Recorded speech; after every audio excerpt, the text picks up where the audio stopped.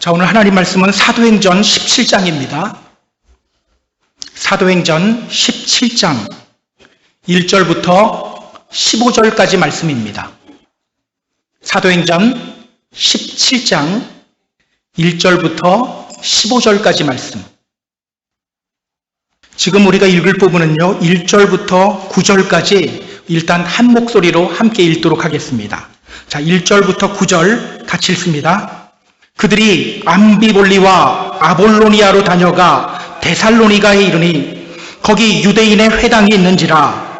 바울이 자기의 관례대로 그들에게로 들어가서 새 안식일에 성경을 가지고 강론하며 뜻을 풀어 그리스도가 해를 받고 죽은 자 가운데서 다시 살아나야 할 것을 증언하고 이르되 내가 너희에게 전하는 이 예수가 곧 그리스도라 하니 그 중에 어떤 사람 곧 경건한 헬라인의 큰 무리와 적지 않은 귀부인도 권함을 받고 바울과 실라를 따르나 그러나 유대인들은 시기하여 저자의 어떤 불량한 사람들을 데리고 때를 지어 성을 소동하게 하여 야손의 집에 침입하여 그들을 백성에게 끌어내려고 찾았으나 발견하지 못하매 야손과 및 형제들을 끌고 읍장들 앞에 가서 소리질러 이르되 천하를 어지럽게 하던 이 사람들이 여기도 이름에 야손이 그들을 맞아들였도다. 이 사람들이 다 가이사의 명을 거역하여 말하되 다른 임금 곧 예수라는 이가 있다 하더이다 하니 무리와 읍장들이 이 말을 듣고 소동하여 야손과 그 나머지 사람들에게 보석금을 받고 놓아주니라. 아멘. 자, 지난 2주간 우리는 빌립보에서 일어난 일들을 함께 살펴봤습니다. 빌립보에서 참 많은 일들이 있었죠. 하나님의 명령으로 빌립보에 도착했지만 거기에는 유대인의 회당이 하나도 없었어요. 매우 난감한 상황이 아닐 수가 없었습니다. 하지만 바울과 실라는 낙심하지 않고 강가로 나갔습니다. 거기서 그들은 루디아라는 여자를 만나서 복음 전했죠. 그리고 그녀의 집에서 빌립보 교회가 시작되었어요. 바울은 한 귀신 들린 여자를 고쳐주기도 했습니다. 그 일로 인해서 매를 맞고 감옥에 갇히기도 했어요. 그러나 그들은 그 억울한 상황 속에서도 기도하고 찬송했죠. 그 결과 감옥 간수에게 복음 전했고 그 감옥 간수와 그 집안 모든 식구들이 다 세례받고 하나님을 믿게 되었습니다. 자, 이제 바울과 실라는요, 빌립보를 떠나서 다음 목적지로 향합니다. 오늘 본문은요, 데살로니가와 베레아라는 지역에서 일어난 일들을 다루고 있어요. 오늘 본문을 통해서 성경이 우리에게 전하는 메시지는 과연 무엇일까요? 본문을 보면서 함께 확인해 보도록 하겠습니다. 자, 본문으로 들어갈게요. 1절 보시기 바랍니다. 자, 1절 같이 읽습니다. 그들이 암비볼리와 아볼로니아로 다녀가 데살로니가에 이르니 거기 유대인의 회당이 있는지라. 빌립보에서 나온 바울과 실라, 데살로니가로 왔습니다. 성경은요, 데살로니가에 대해서 이렇게 말해요. 거기에 유대인의 회당이 있었다. 자, 데살로니가 지금은요, 그리스의 테살로니케라는 도시예요. 항구 도시입니다. 현재 그리스에서 아테네 다음으로 큰 도시가 바로 이 테살로니키예요. 당시에도 이곳은요, 매우 큰 도시였습니다. 자, 그런데 여기서 우리가 주목해야 할 것이 있어요. 성경은 이렇게 말합니다. 그들이 암비볼리와 아볼로니아로 다녀가 데살로니가에 이르렀다. 그들이 암비볼리와 아볼로니아로 다녀가 데살로니가에 이르렀다. 두 개의 지명을 우리에게 소개하고 있죠. 바울과 실라가 데살로니가로 올 때 어디와 어디를 지났다고 합니까? 암비볼리와 아볼로니아. 암비볼리와 아볼로니아. 여러분, 성경은 왜 이 두 곳의 지명을 언급할까요? 빌립보에서 데살로니가까지 거리는요, 약 161km예요. 100마일 정도가 되는 거리예요. 그 사이에 마을이 두 개밖에 없었을까요? 그렇지는 않았을 겁니다. 그런데 성경은요, 암비볼리와 아볼로니아 이 두 곳을 우리에게 소개하고 있어요. 왜일까요?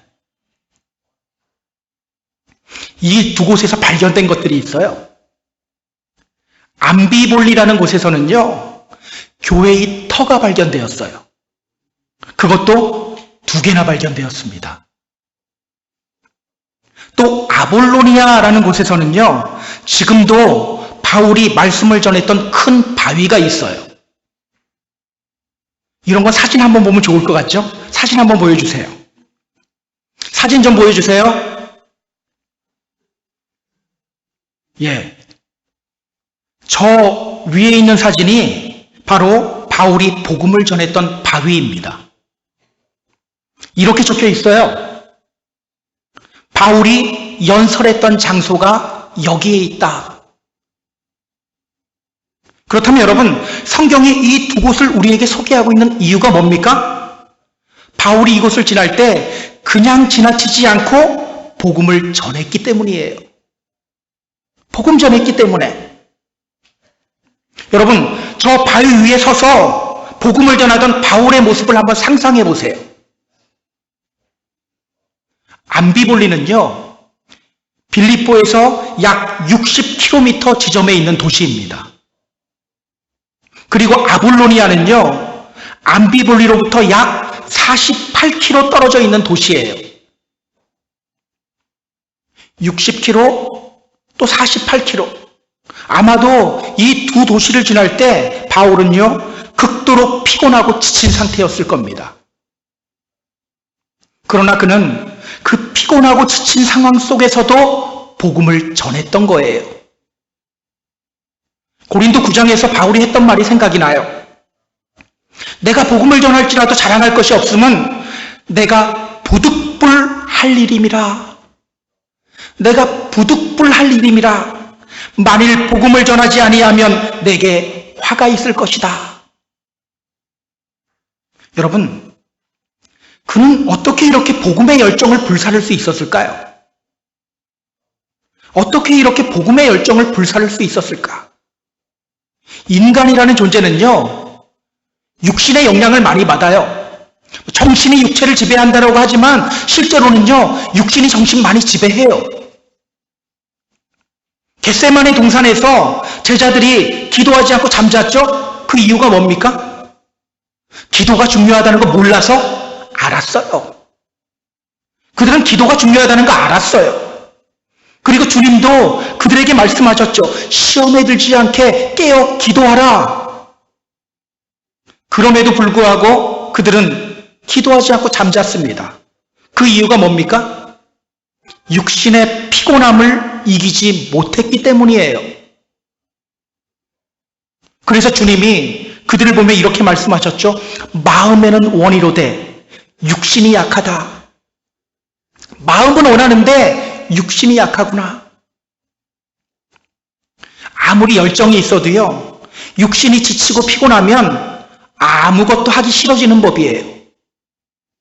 그런데 바울은요, 그 가운데에서도 복음 전한 거예요. 어떻게 이렇게 할 수 있었을까요? 그가 특별한 사람이었기 때문일까요? 아니죠. 그도 우리와 똑같은 성정을 가진 사람이에요. 그 역시 육신이 지치면 아무것도 하기 싫은 사람이에요. 그런데 그는 피곤하고 지친 가운데서도 복음을 전한 거예요. 어떻게 이렇게 할 수 있었을까? 자, 일단 이 질문을 머릿속에 넣고 계속해서 본문을 볼게요. 2절, 3절 보시기 바랍니다. 자, 2절, 3절 같이 읽습니다.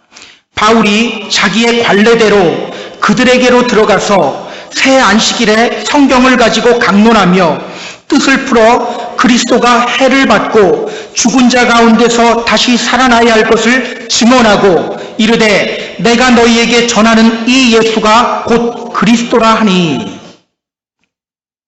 데살로니가에 도착한 바울, 유대인의 회당으로 들어갔습니다. 성경은 이렇게 말해요. 새 안식일에 성경을 가지고 강론했다. 새 안식일에 성경을 가지고 강론했다. 이 말은요, 바울이 3주 동안 유대인의 회당에서 성경 가르쳤다라는 거예요. 그렇게 그는 3주 동안 성경을 가르쳤어요. 성경을 통해서 예수 그리스도의 십자가와 부활에 대해서 전했습니다. 암비볼리와 아볼로니아에서 복음 전했듯이 이곳 데살로니가에서도 또 복음 전했어요. 자, 이 표현을 주목하세요. 바울이 자기의 관례대로. 바울이 자기의 관례대로. 관례라는 말은요, 에소라고 하는 헬라어인데요. 이런 뜻이에요. 습관, 버릇. 그렇다면 여러분, 바울의 습관이 뭐라는 거예요? 복음 전하는 거라는 거예요. 복음 전하는 것이 그의 습관이었다는 거예요. 자, 그럼 아까 우리가 던졌던 질문으로 다시 돌아가 볼까요? 아무리 열정이 있어도 육신이 지치고 피곤하면 아무것도 하기 싫어지잖아요. 그럼에도 불구하고 바울은 그 가운데서도 복음 전했어요. 그가 그렇게 할 수 있었던 이유가 뭡니까? 복음 전하는 것이 그의 습관이 되었기 때문이에요. 복음 전하는 것이 그의 습관이 되었기 때문에. 겟세마네 동산에서 제자들이 잘 때 예수님은 기도했죠. 밤새도록 기도했어요. 여러분, 죽음 앞두고 이렇게 기도하기 쉬웠을까요? 그럼에도 불구하고 주님은 기도했어요. 제자들이 잘 때 주님은 기도했어요. 성경은요, 예수님이 그렇게 고통을 앞두고도 기도할 수 있었던 이유에 대해서 이렇게 말해요. 예수께서 나가사 습관을 따라 감람산으로 가셨다. 습관을 따라 감람산으로 가셨다. 예수님의 습관은요, 기도였던 거예요. 그렇기 때문에 예수님은 십자가를 앞두고도 기도하러 가신 거예요. 여러분, 우리가 어떤 습관을 갖고 있느냐, 이게 매우 중요해요. 그 습관이 우리를 만들어가요. 예전에 이런 생각한 적이 있어요. 내 마음대로 살다가 죽기 전에 예수 믿고 천국 가면 얼마나 좋을까. 제가 고등학교 졸업하자마자 신학대학이라는 곳을 갔잖아요. 누리고 싶고 하고 싶은 게 많은데 너무 제약이 되는 거예요. 그래서 마음대로 살다가 죽기 전에 믿고 천국 가면 되겠다.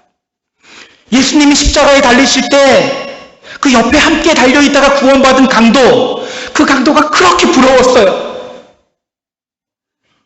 그런데 여러분, 평소에 자기 마음대로 살던 사람이 위기의 순간에 기도하며 하나님께 매달리게 될까요?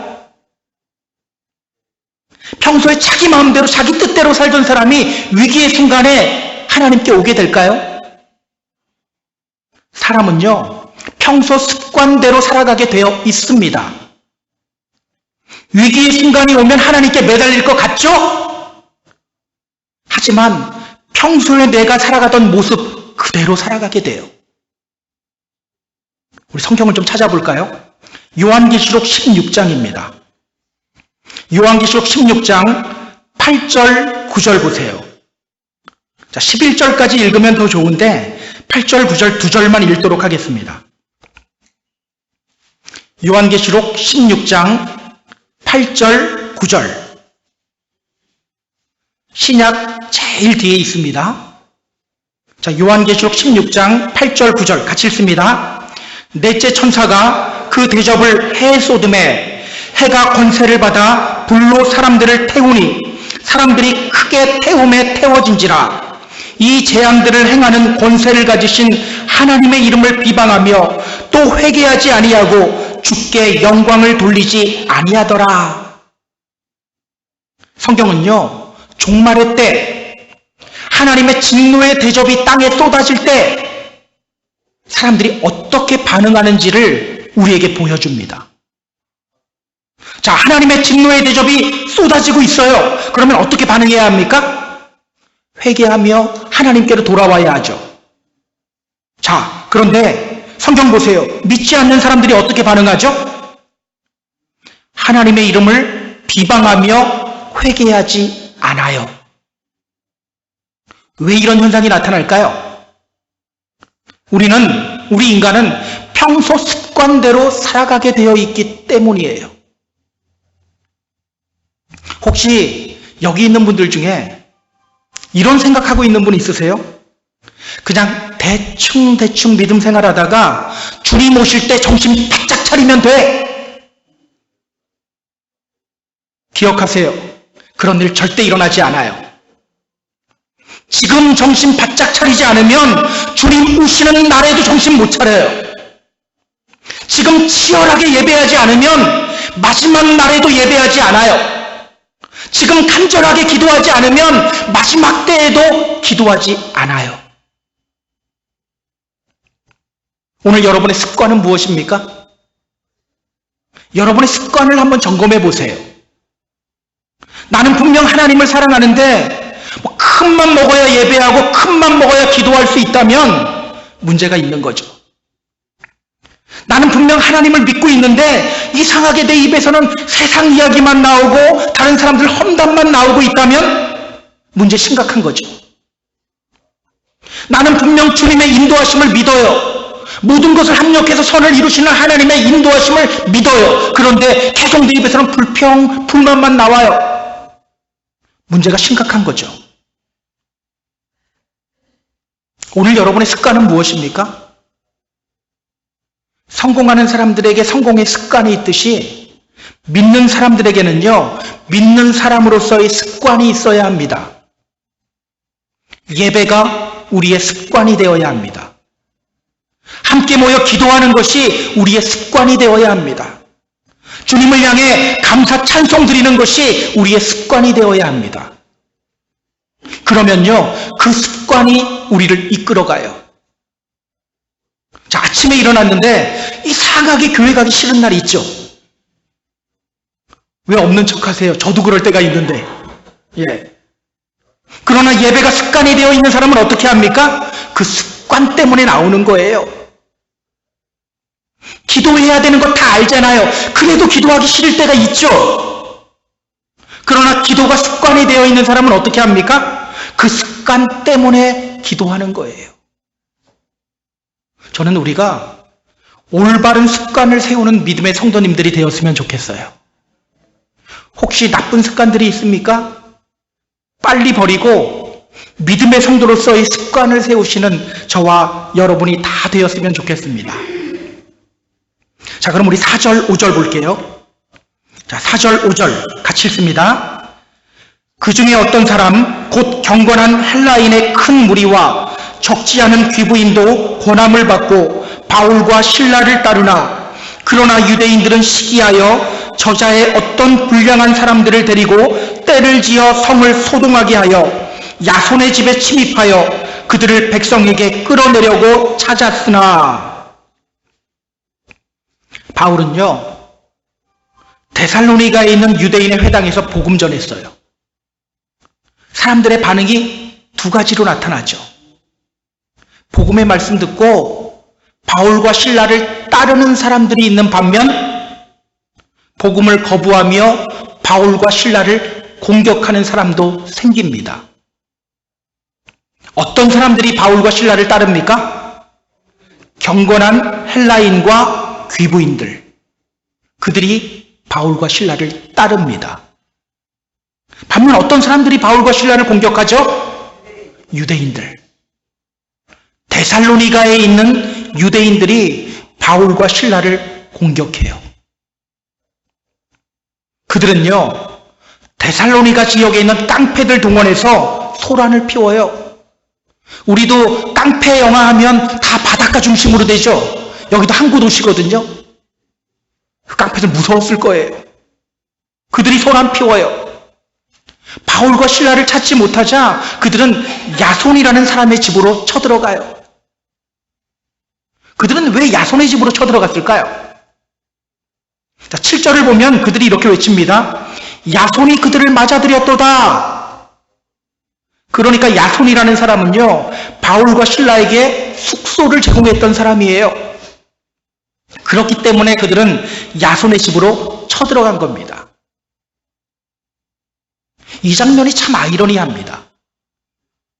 여러분, 이 유대인들이 어떤 사람들이죠? 이 데살로니가 회당의 원래 주인이에요. 이 데살로니가 회당을 세운 사람들이에요. 그런데 그들은 복음을 거부합니다. 반면 유대교로 개종한 헬라인들 중에는 많은 사람들, 또 그 성의 귀부인들이 복음을 받아들이고 바울과 실라를 따릅니다. 정말 아이러니하지 않습니까? 예수님의 말씀이 생각나죠. 나중된 자로서 먼저 되고 먼저 된 자로서 나중되리라. 사실 오늘날에도 이런 현상들이 많이 일어나고 있어요. 오래 믿은 사람들이 말씀 거부하고 말씀 앞에 무릎 꿇지 못하고 회개하지 못하는 경우가 많아요. 여러분, 그들은 왜 복음을 거부하는 걸까요? 그들은 왜 복음을 거부하는 걸까? 유대교와 기독교의 차이 때문이었을까요? 그렇지 않아요. 성경은 그 이유에 대해서 이렇게 말합니다. 그러나 유대인들은 시기하여.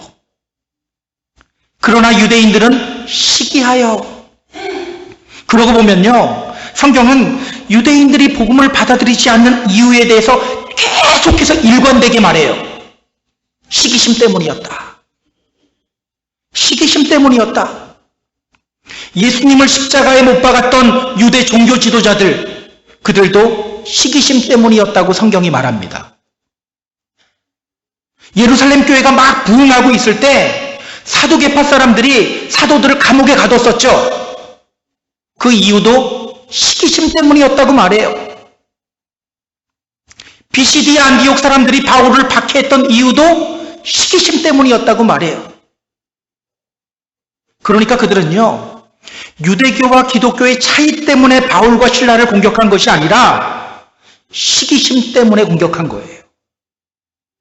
사람들이 바울이 전하는 복음 듣고 복음에 반응하며 바울과 실라를 따르자 시기가 가득해서 바울과 실라를 공격한 거예요. 자, 우리 시기심에 사로잡힌 유대인들이 무슨 일을 저지르는지 우리 확인해 볼까요? 6절부터 9절까지 말씀이에요. 자, 6절부터 9절까지 말씀 같이 읽습니다.